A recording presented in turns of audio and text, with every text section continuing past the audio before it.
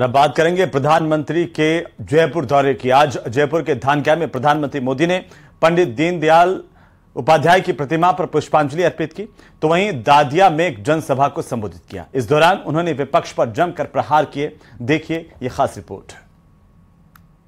चुनावी समर में जीत तभी मिलती है जब हर स्तर पर न सिर्फ अपनी रणनीति को दुरुस्त रखा जाए, बल्कि कार्यकर्ताओं और पदाधिकारियों का जोश भी बरकरार रखा जाए। लेकिन यह काम इतना आसान नहीं। गुजरते वक्त के साथ सब्र जवाब देने लगता है। इसी सब्र को बनाए रखने के लिए उस संजीवनी की जरूरत होती है, उस प्रेरणा स्रोत की जरूरत होती है जिसकी मौजूदगी लोगों को आश्वस्त करे, उन्हें जीत के लिए प्रेरित करे। और ये काम पार्टी के सबसे चमकदार चेहरे के अतिरिक्त दूसरा भला कौन कर सकता है। इसीलिए 4.5 साल बाद सोमवार को जब पीएम मोदी सांगानेर के दादिया गांव पहुंचे तो कार्यकर्ताओं और पदाधिकारियों का उत्साह देखने लायक था। कांग्रेस पर करारा प्रहार करते हुए पीएम नरेंद्र मोदी ने कहा कि जिस तरह से कांग्रेस ने सरकार चलाई है उससे वो 0 नंबर की हकदार है। राजस्थान के लोगों ने कांग्रेस के कुशासन से मुक्ति पाने का बिगुल फूंक दिया है।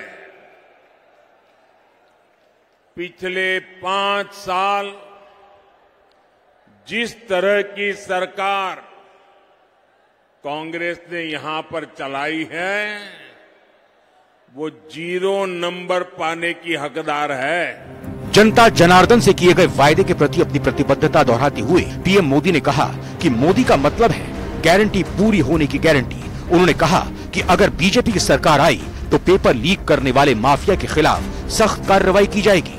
पीएम नरेंद्र मोदी ने बहुचर्चित लाल डायरी का जिक्र करते हुए कांग्रेस सरकार पर जमकर निशाना साधा। जहां लाल डायरी में काली करतूते हो,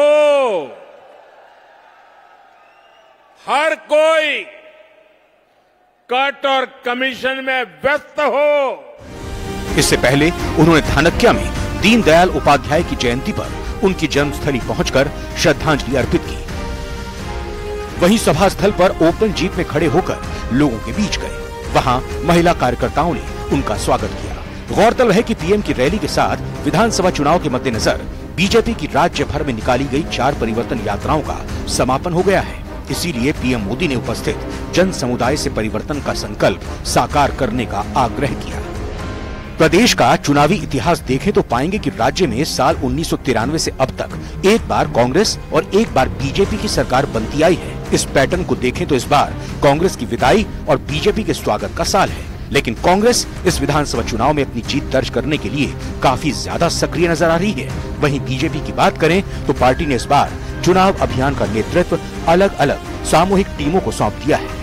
पार्टी ने ओबीसी वोटरों को साधने की पूरी रणनीति तैयार की है। सियासी समीकरणों को साधने की कोशिश में जुटी हुई है। न्यूज़ 18 राजस्थान के लिए जयपुर से सौरभ गृहस्थी की रिपोर्ट।